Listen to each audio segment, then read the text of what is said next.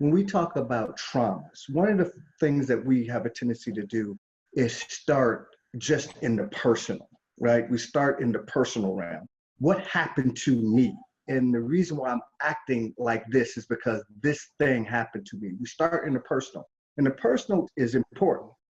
But I also think that it's what I call HIP theory, HIPP. And that is that when somebody's personal traumas are triggered, usually it's not just the person.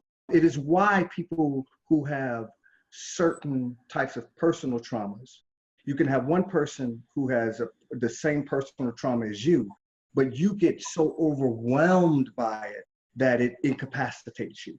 It makes you react in ways that seem like they're out of proportion to what it is that you're dealing with. And so I've come to the conclusion that many times when people are dealing with traumas, they're dealing with the historical aspects of it.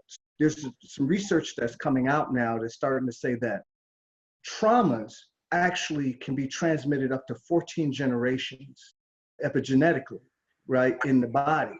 When that is going on, because trauma over time becomes decontextualized, we don't have a way of explaining these sensations or these vibes or these thoughts or these racings or these behaviors. There is no current language to describe why this much overwhelm is there. And so we figure out ways around it. And this is where I think it dovetails into addiction. When you can't explain the sheer grief, horror, and terror of something, you're going to try and find a way around it.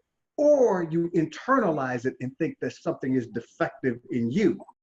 And so what I think is that there are historical aspects that we need to attend to. There are these intergenerational aspects that we need to attend to that get transferred down to us, not just by what people say to us in the story of the verbal story, but also in the nervous system story.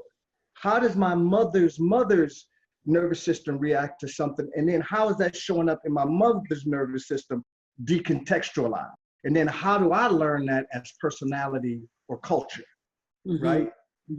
And then there are these persistent institutional things that continue to reinforce it. And then you also have the personal trauma.